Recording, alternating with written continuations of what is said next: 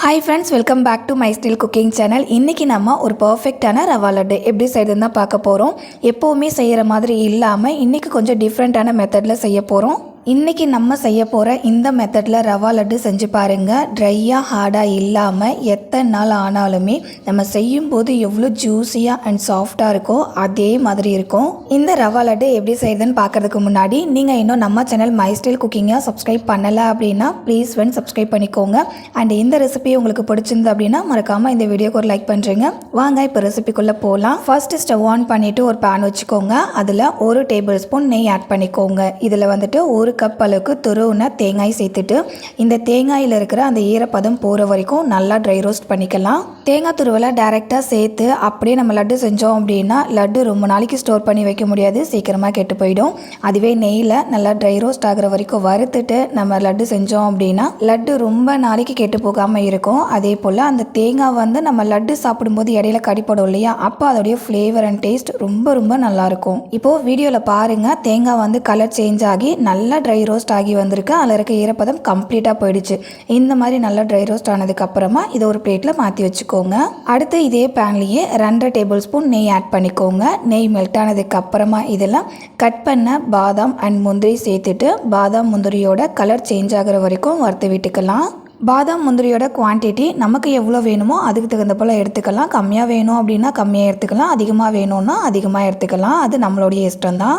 இப்போ பாருங்கள், பாதாம் முந்திரியோட கலர் லைட்டாக கோல்டன் ப்ரௌன் கலருக்கு சேஞ்ச் ஆக ஸ்டார்ட் ஆகுது. இந்த மாதிரி கலர் சேஞ்ச் ஆக ஸ்டார்ட் ஆகும்போதே இதில் வந்துட்டு ஒரு 2 டேபிள் ஸ்பூன் கருப்பு திராட்சை சேர்த்துட்டு திராட்சை உப்பி வர வரைக்கும் வறுத்து விட்டுக்கலாம். நம்ம எடுத்துக்கிட்ட நட்ஸ் எல்லாமே நெய்யில் நல்லா வரப்பட்டு வந்ததும் இதை அப்படியே ஒரு பிளேட்டில் மாற்றிக்கோங்க.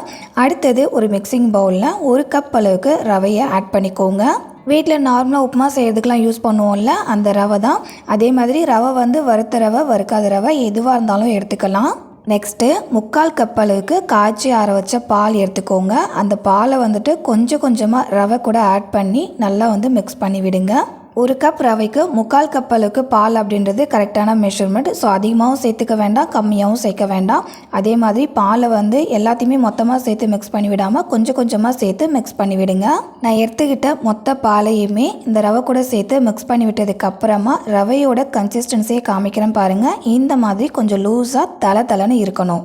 இந்த அளவுக்கு ரவையோட கன்சிஸ்டன்சி கொஞ்சம் லூஸாக இருந்துச்சு அப்படின்னா தான் ரவையை ஊற வைக்கும்போது ரவை நல்லா ஊறி வரும்.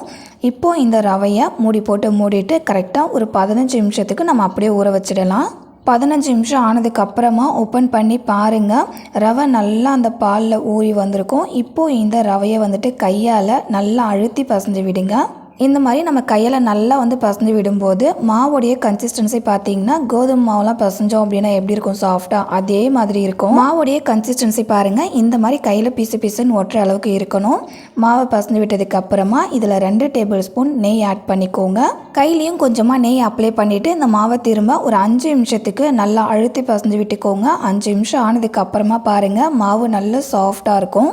நெக்ஸ்ட்டு இந்த மாவை தட்டுறதுக்காக வாழை இலை அப்படி இல்லைன்னா பட்டர் ஷீட் எடுத்துக்கோங்க. அதில் 1 ஸ்பூன் நெய் ஆட் பண்ணிவிட்டு நெய்யை எல்லா இடத்துலையுமே ஸ்ப்ரெட் ஆகிற போல் அப்ளை பண்ணிக்கோங்க. நம்ம ரெடி பண்ணி வச்சுருக்க ரவை மாவை 2 பார்ட்டாக பிரிச்சுட்டு ஒரு பார்ட்டை மட்டும் எடுத்து பட்டர் ஷீட் மேலே வச்சுட்டு அடை தட்டுவோம்ல, அதே மாதிரி கையாலேயே இந்த மாவை தட்டி விடுங்க. ரொம்ப மொத்தமாகவும் இல்லாமல் ரொம்ப மெல்லிசாகவும் இல்லாமல் வீடியோவில் காமிக்கிறேன் பாருங்கள். இந்த மாதிரி மீடியமான அளவுக்கு மாவை தட்டிக்கோங்க.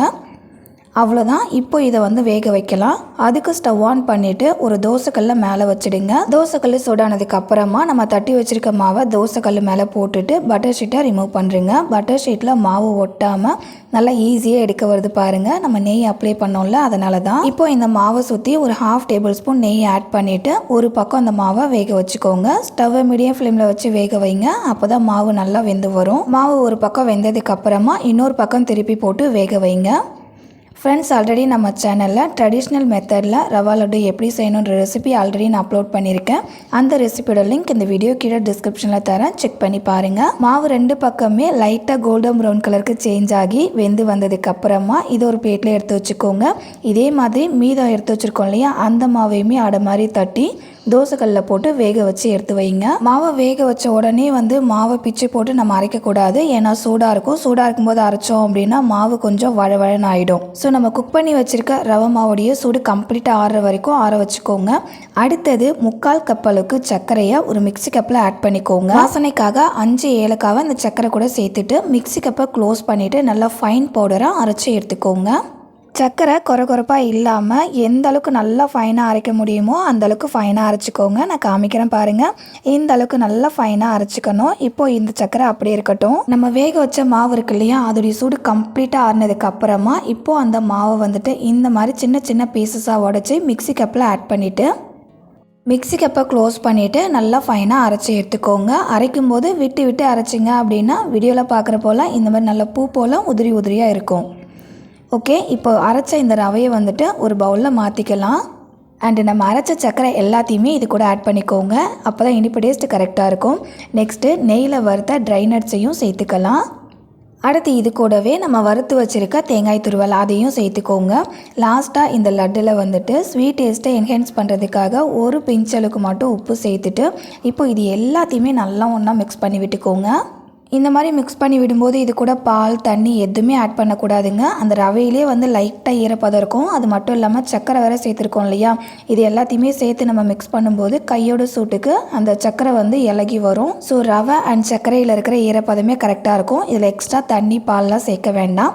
ரவையை மிக்ஸ் பண்ணி விட்டதுக்கப்புறமா கையில் எடுத்து இந்த மாதிரி பிடிச்சி பாருங்கள். லட்டு பிடிக்கிற கன்சிஸ்டன்சிக்கு கரெக்டாக இருக்கும்.